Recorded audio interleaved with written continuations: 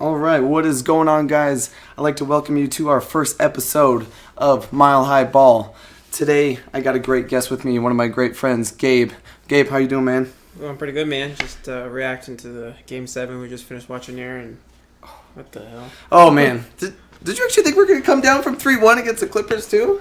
Every single time we won a game, I was like, okay, don't get your hopes up, because, I mean, it's the Clippers. They got Kawhi, they got Paul George, but still, like, I was just waiting for the fairy tale run to end, and, tonight with it kind of getting that extended lead in the third quarter and pushing through, we just kept like, what the hell's going on? Like, we didn't want to say what we thought was going to happen because we didn't want to jinx it.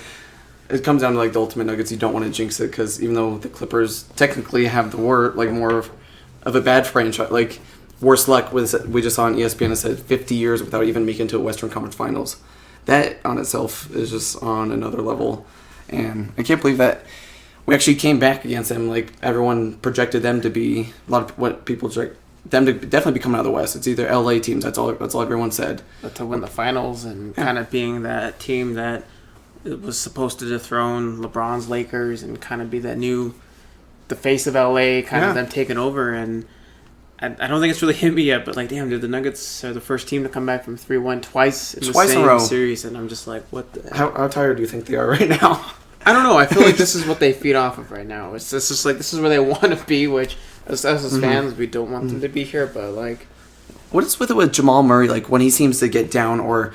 have you seen those plays where it seems like he gets hurt or something like that, and all of a sudden he gets up and he has that little pissed off look in his face, and then he just starts going off. I just think that's who he is as a ball player. I think he's very into his emotions.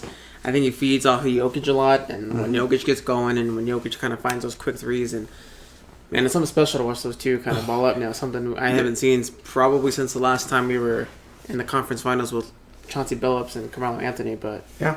I mean, there's not many better two-man games going on with those two. I mean, with having the guard and the best center in the league, obviously.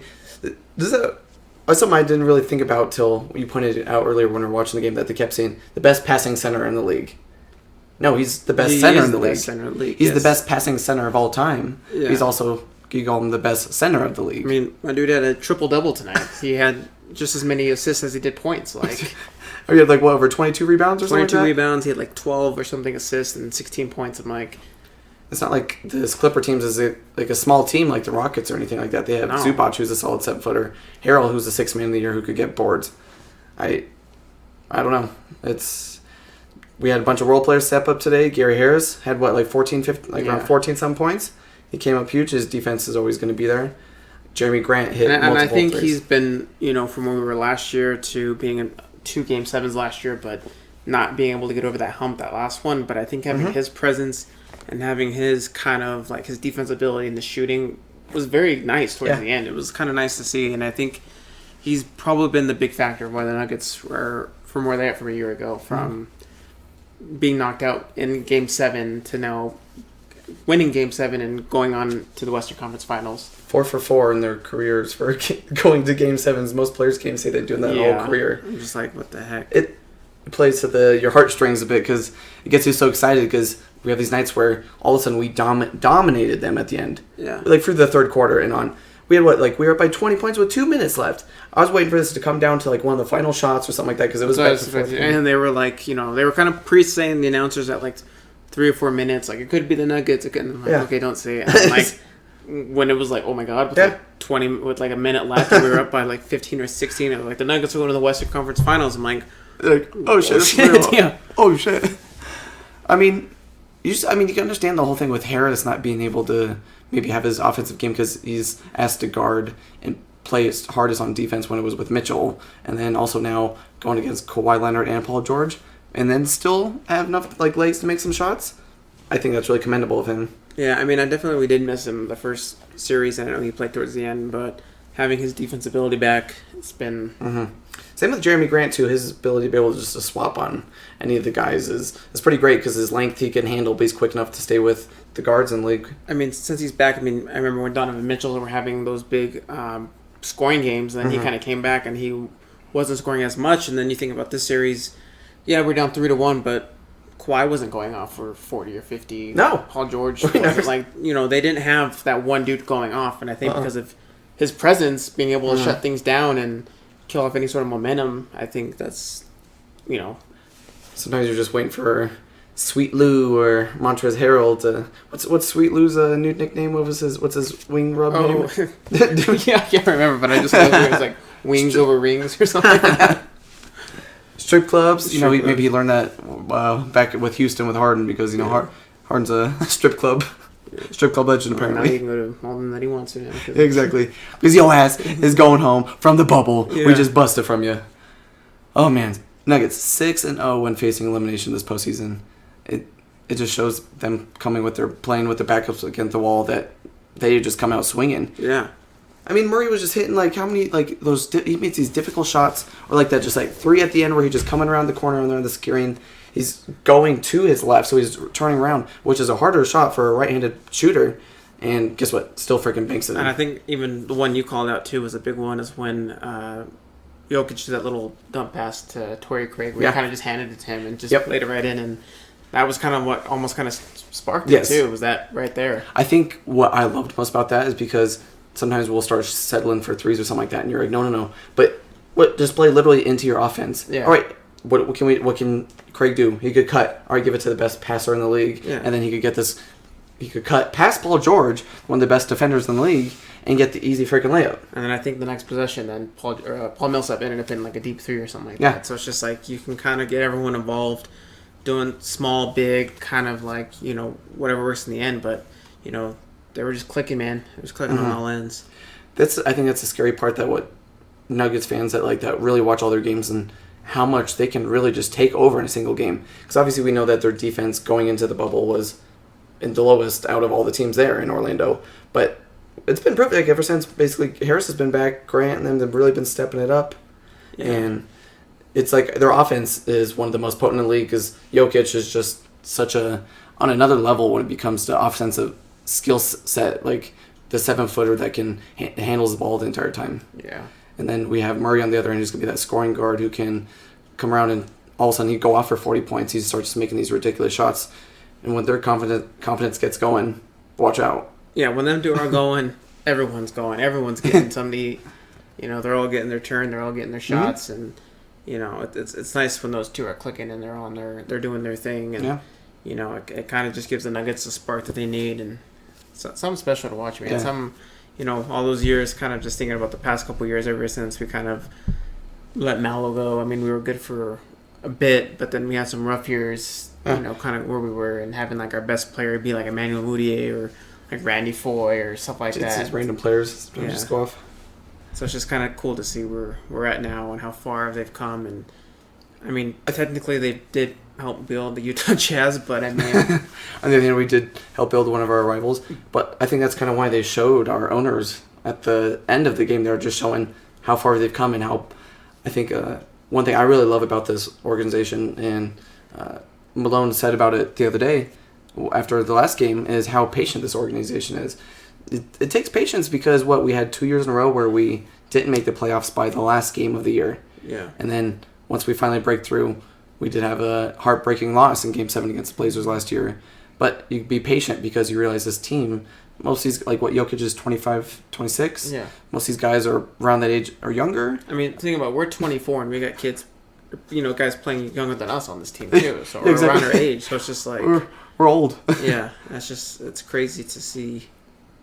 Well, speaking of young guys not playing... MPJ didn't really play that much tonight, did he? No, he had, as you say, I mean, we kind of both recognize he had quite a few rebounds, but I didn't really, from what I remember, I didn't see him taking a lot of shots. I don't remember having an impact, really. I think we saw a little bit of Millsap coming back more and played a little bit more minutes than in previous games. I remember he had that deep three, and he played a little bit better. I mean, he was the one who technically sparked that last game comeback. Yeah, that third quarter 2 games ago. So, I mean... Maybe we wouldn't be here without him, so with that luck.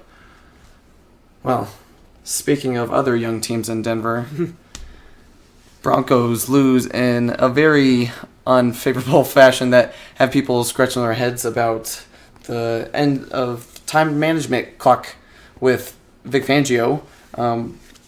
What did he realize he had timeouts?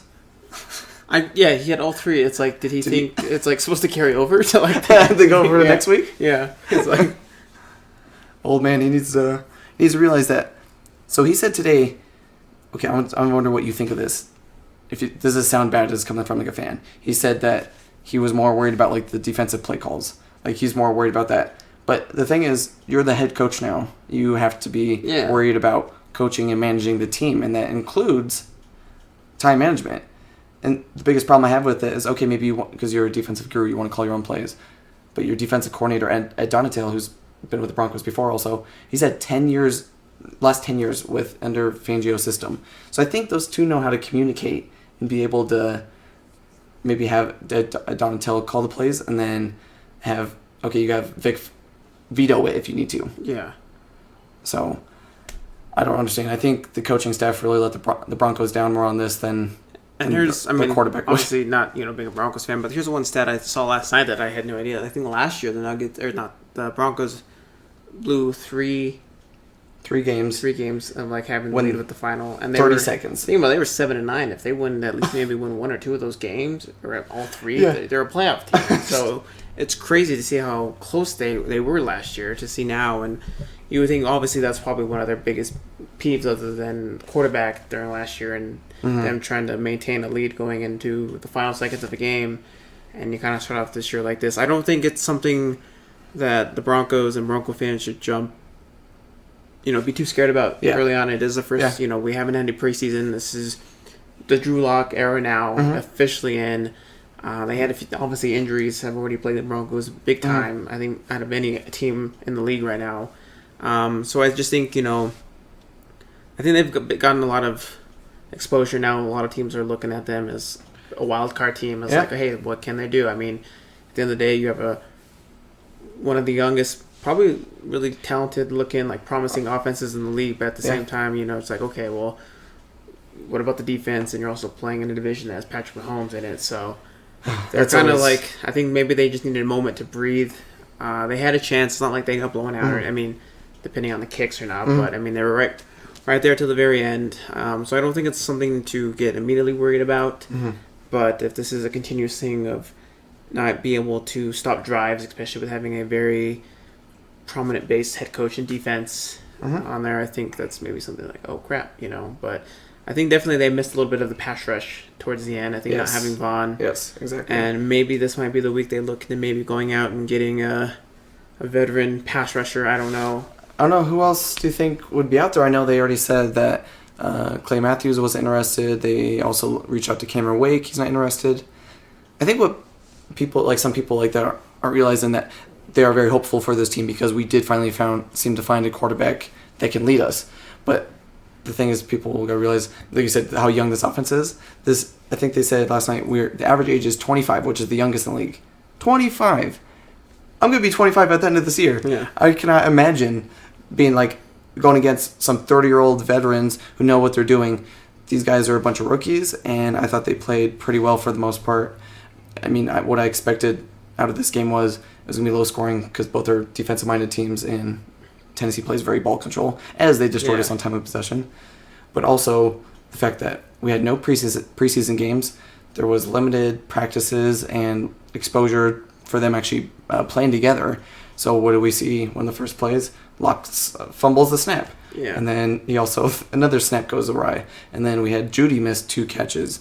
We had some miscommunication with Justin Simmons and Kareem Jackson on that 4th down goal line touchdown that tight end ended up being wide open. So to be honest, it's honestly that's what I expected to happen, and that stuff does not bother me at all. What bothers me is that a coach who's been in the league for many years as a defensive coordinator doesn't seem to use the clock management time well. Some of those timeouts I understand. We end up on one of those running plays, we end up getting them out of bounds. They had the incomplete pass that O.J. Moutier kind of missed out on, and then but what I think he should have done that timeout on is at least ice the kicker. Yeah, there was a chance. I was even thinking that he should have done it like a little bit further down before they were either on the bound, because then you're like, okay, they know what they are running the time. So what are they? They're just going to hand it off to Derrick Henry. Yeah. Call timeouts, put the ball in Ryan Tannehill's hands. Mm-hmm. Make Ryan Tannehill make those throws because you're already thinking Mike Vrabel's scared to scan his kicker out there. So he's not going to just run it 4 times and see where we're at. No, he's going to try to be a little bit more aggressive because they're not sure what it's going to look like. So I would have called some timeouts with a good 50, 40 seconds when they're there. Mm-hmm. That way you can put more pressure on Ryan Tannehill to make those plays. Mm-hmm. And I think it's more favorable that who would you rather have, them trying to ice the ball out with Derrick Henry or trying to force some plays with Ryan Tannehill? I would say you want Tannehill, and then you get those stops, and hey, they kick the field goal and they make it, but you still have 40 seconds left, and you also have one of the best kickers in the league on your team too. Mm-hmm. But I could see what they were trying to do, I guess. But at the end of the day, as crazy as Gostowski missing all those kicks, 4 in a row. I think he's still a veteran. I mean, here's the thing. They said, I remember the chance of him missing 4 in a row was 0.06% chance. That is in itself is crazy. But here's the thing: he is one of the most effective field goal kickers in NFL history. Super Bowl champion. Multiple Pro Bowls. So it was just on another level. But like you were saying, even if they decided, okay, because I don't know how honestly you do trust Tannehill's hand, and say they end up going for a 35 to 40-yard field goal, you have way better chances of that because he's already missed 4 in a row. I think that's when you have to take the pressure, take them off of knowing that they have control of the time and they're just going to give it to Derrick Henry. And that's what their game plan is. So make them work for those yards, make them try to get those yards, and make Ryan Tannehill make the plays that he needs to. And I would rather say I don't really trust Ryan Tannehill making all those plays, but I mean, he didn't play too bad last night, but there's a reason why Mike Vrabel came in with that mass saying, give the ball to Derrick Henry. It's because that team is focused around Derrick Henry. And I can see why that dude is a stud. That dude is huge. Yeah. Oh, man, he is a monster. I was watching the game with my grandparents, and I was going to tell my grandpa about him. Like, he's like the size of an offensive lineman who's as big as a linebacker and as fast as a running back. I heard that he has one of the longest reaches in NFL history. So he has, with his height, he also has the big long arms that, with his big size, he can just kind of that's how his stiff arms are so deadly, is because he kind of just put that weight on you. And once he gets around bounce around the edge, it's when he's going downhill. Good luck. And I also think that's maybe another reason why Bronco fans shouldn't react about the team. Like you said, they're a very young team. They're 25. They haven't had an off season together. They finished strong, but there's still a lot of opportunity. Lock 6 But game. then you look at the Titans. I mean, they bulldozed the Baltimore in Baltimore. Yeah. They beat New England. They ended the Patriots era, and they had a 10-point lead over the Chiefs in the AFC Championship game. So it's just they know what they're capable of. They know what they do. So they had that mindset of hey, we haven't had our OTAs, we haven't had our practices, we haven't had our preseason, but the last time we were playing, we were in the AFC Championship. So they kind of had that mentality of not saying they know who they are. They know what they're capable of. I think people disrespect Tennessee more than they should, and I mean honestly I did because I thought we could somehow squeak this win in, but it didn't happen obviously. But they've always been what they have quite a few years where they went 9-7 in a row, 9-7. They've just always been a good team. They obviously Marcus Mariota hasn't planned out well. Other than that, they've usually had a pretty solid line. They have some promising wide receivers. AJ Brown looks pretty good. Yeah. Corey Davis, who's pretty sure he was a first round pick as well. I actually did not know this. Corey Davis was a top 5 pick. Yeah, okay, that's what I thought. I was I knew he was high. But then I was seeing a lot of people were saying he's probably gonna be one of the best fantasy has this week, and then in 2 weeks he'll probably have 2 catches. So that's pretty much sums up his careers. They've always been a very tough-nosed defense for a while that I can remember now. They always make those kind of hard to grind out games, which I mean we're used to here in Denver, and also another team that has a very good defense in your Steelers. Yeah. Well, so yesterday, fortunately I had to miss the first quarter because I was at work, but I was kind of keeping an eye on the score, and I think right before I clocked out I saw Danny Dimes throw a big touchdown to... I did send you a snap of that to kind of troll you a little bit. And after I watched it, and I just want to say it was not Minka's fault after watching it, because I think definitely Trey Edmonds, I'm not a big fan of. Justin actually put that on his... I don't know if you saw Justin actually put that on his Twitter today. Was someone fan saying this was Minka's fault, and he's like, no, it's not. Well, because when I saw the score, I went to Twitter, and that's all I saw over Steelers Twitter. It was Minka got burnt, and then everyone's and then I did see Justin, and I see everyone else was no, actually, he's making up for what had happened. It was just bad timing. All the analysts on Twitter, aren't they? They're all. They know their stuff, right? So just that, and was able to kind of catch that T.J. Watt interception, and that was impressive. He just read his eyes, and boom, he has a really lengthy body, so he was able to sneak in there and just grab that. He had 3 interceptions for us last year. Yeah, and he's definitely been, for the couple years, I'd say we pretty much had 2 really good consistent defensive ball players, and that was Cam Hayward and Stephon Tuitt. Those were our 2 main guys. Is them 2 were kind of holding down the D line and kind of at least making us at least somewhat of a decent team. And now we add, them 2. We got TJ. Bud Dupree's been balling out the past 2 years. Oh yeah. We got Joe Hayden. We got Steven Nelson a season ago from Kansas City, and he's been probably one of the The Steelers don't do very many free agent signings at all in my lifetime. He's probably been one of the best that we've ever done. So I remember when we got him, he's been probably one of the best, second best corners I can remember us having. And then we have Mike Hilton playing this the nickel, which he's very good. And then we have Minka, who's I remember the day when we traded for him, and I wasn't too happy when we gave up a first round pick because Ben got told he was out for the year. Yeah. We were 0-3, and I'm like, cool. 1 year we're gonna look like not being very good. We traded around a first round pick, and kind of glad to say I was kind of wrong about that one. He completely turned around that defense. They went from the first 3 or 4 games they were kind of a very below average defense, and all of a sudden they went from that to the best defense in the league, causing turnovers like crazy. I mean, you guys led the league in sacks. Even for the past couple of years, we've been leading. I remember that 1 year when everyone they were calling themselves Jacksonville was calling them Saxonville. We were leading the league in sacks above them. So I think obviously getting the presence of TJ has been what has kind of molded that defense, because adding him with Hayward and Tuitt, and then having with Dupree, we had a pretty solid front 4, and then getting Devin Bush was huge. And then adding Minka, everything just all fell into place from there. I mean, every little piece of the defense got a little love. I could say that trade worked out pretty good for both of us, I'd say. I was hyped. You got really good. Because I'm you know what? I thought maybe if Vic Fangio didn't want him, then maybe there's a reason why. But he's turned out to be a pretty big stud. He knows how to go from sideline to sideline. He seems to be very quick and very reactive to the ball and not afraid to attack it. But I was excited about Cam Hayward. He got a bit of his contract as a reward is when he got that touchdown yesterday. Or the interception. He got that deflected pass. I remember watching that. And that drive was so frustrating because they kept completing these short little third down, third and 2, certain one. And then I remember he rolled out and Bud Dupree was hitting him and the ball floating up there. And I was like, somebody's got to come down with it. I was thinking Devin Bush or whatever. And then I was like, is that Cam Hayward down there? Big old 97. And yeah, right? Yeah. Yeah, he was just down there. I was like, oh. But that was good play by them. James Conner, though, is he done? Well, we were thinking after last year, because he had a really good, his first full year as a starter when Bell was holding out, he played great. And then he got hurt, and the next year was okay, and then he started off very, very slow.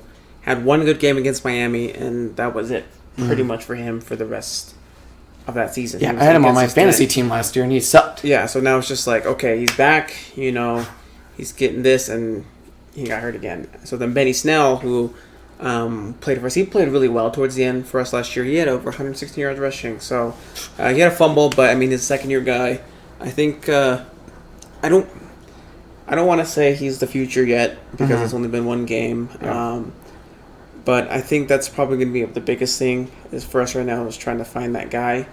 I do find it very ironic that Le'Veon Bell also went on the IR today. It's another fantasy running back of a problem with mine. Thanks for mentioning that. Yeah, so I'm just man, I just think if he could have just stayed, man. He hasn't been the same player since he left. And I think a lot of it has to deal with the Steelers having, for many years now, a top 3 O-line that has been just solid all the way throughout. And that's why I think we saw Le'Veon really succeed is when he was able to have his patience. That's what everyone loved. He'd sit there, bounce back, and all of a sudden, boop, he would just find the little hole. You can't go to the Jets and do that. They've had one of the worst offensive lines. You stand back there, you're going to get hit. So I think his game has not adapted to their scheme and Adam Gase, and I just, was it a match made for money? Yes, but not for what they. And I think, I think he's done. I think they're going to move on. Yeah, I wouldn't be surprised. They don't really have any other options because it sounds like you're starting Frank Gore. So that just sums up the Jets for you. But what a legend. What was he like, top 3? Yeah, now? I mean, legit. And he's just quietly always putting up just decent to solid numbers. Or even always. like Adrian Peterson yesterday had, I think, almost had 100 yards total together between. I'm like, this dude's running hard. Yeah, those are like the only 2 dudes that I know that are still kind of going at it. Benny Snell, he can run hard.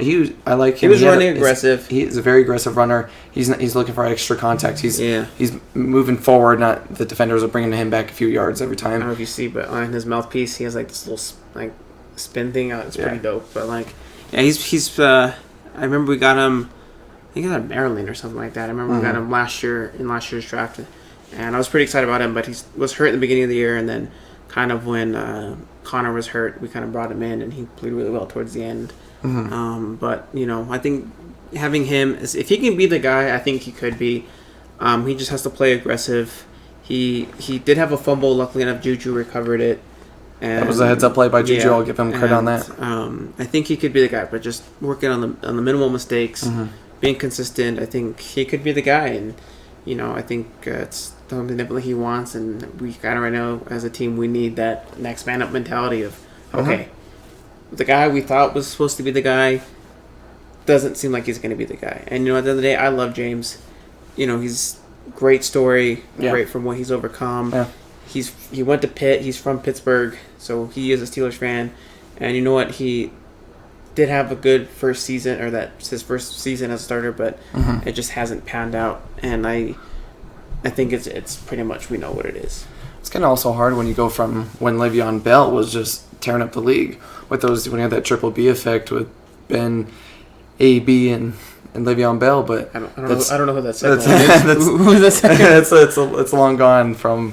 You guys are long gone from those days, aren't you? I'm sure Mike Tomlin's actually pretty happy about that. After it's crazy to think about all where it was because, growing up when I was first becoming a fan, we had the defense, the best. We had top 5 defense. That's what you're always known for. And then we those guys got old, so when we had the good defense, we were drafting very offensive. So we were drafting like the Pouncey, the Castro. We were getting these better players for the offense. Bell in the second round.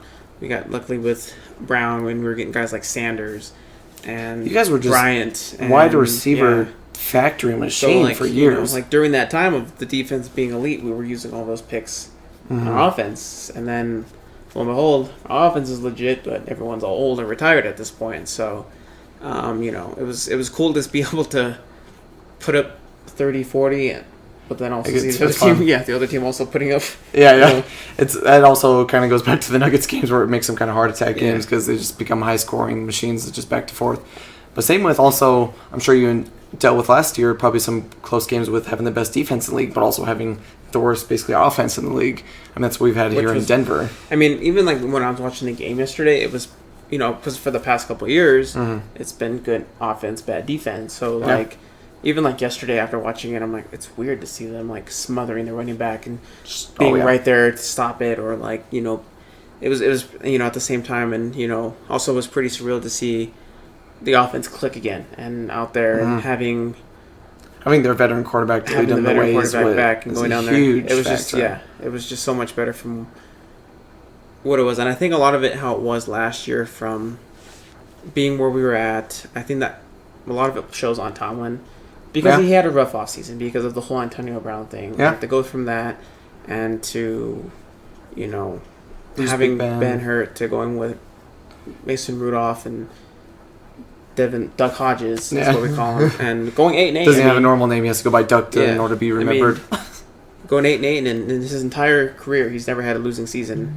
So, going with that, I think that speaks a lot from him as a coach and what he's handled prior with AB and Le'Veon to now. He hit a lot more than you probably thought. He kept a lot of information, all that stuff. He kept it pretty in the locker room, and I commend him for that. I think people also like to give him a lot of shack, but after last season, for still finishing 8-8 with what you guys dealt with, I think is pretty commendable, and what your defense turned around to become. And the only thing he get a lot of slack for is that for a while there, and we'll see how this plays out, but for the Steelers were playing down to their competition a lot. That's true. I'd say that you guys usually have been one of the most untied up teams, like where you guys are a very emotional team, where you guys could go on these huge like runs and leads, but then also then bring them right back, or then all of a sudden lose to bad teams also, and it's just like I remember there was a time where we beat like I'm trying to remember where we beat like Baltimore, Green Bay, and like all these teams in like the matter of 3 weeks, and then we went like lost to the Jets or something. Yeah. So it's just like yeah. So you got to come to play, and also, do you guys honestly like wasn't a bad road record, was it, or did you have a? It was. Remember? I can't remember what a road record was, but I mean, obviously at home we play. You guys always play good at the Heinz Field. Yeah, it's always a tough place to play, and somewhere actually the Broncos are gonna have to be playing next Sunday morning, right? Yeah, it's an 11 o'clock game. What's your thoughts on the game on Sunday? Well, I think the Broncos right now are definitely, I think they're going to get some key pieces back. I think they're going to get Sutton back. I don't know what Lindsey's looking like right now. And Boye also. And I think that right now the Broncos have one key advantage is that the Steelers are absolutely depleted on offensive line right now. DeCastro did not play. And then our starting right tackle, Zach Banner, tore his ACL. Side note, seeing him on the sideline and he like started crying, his face actually. Well, he worked so hard. Like he worked so hard for that role because he was the backup last year, and he actually became a fan favorite on our team. So when I think we decided not to bring back our left tackle and or our right tackle, and we kind of had it up for grabs, and he won it, a lot of people were happy, and he worked really hard for it, and it kind of sucks to. You could tell on his face, dude. It was emotional. Like you could tell, he just like, I mean, just put yourself in his shoes for just a moment, where you've worked this hard and you put your body through all this to finally play, and hopefully, earn a career for you and your family where you could make good money and set up your family for future years. I mean, you don't know where he's gonna come back after this, but to come all the way there just for him to go out like that's got to be devastating in the moment. Yeah. So, I think we might switch some people around. Hopefully, DeCastro is good to go. Obviously, one of the best guards in the league. So I think having him back.